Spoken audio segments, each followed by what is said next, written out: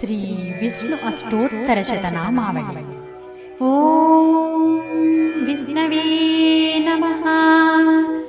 ॐ जिष्णवे नमः। ॐ वषट्काराय नमः। ॐ देवदेवाय नमः। ॐ वृषाकपये नमः।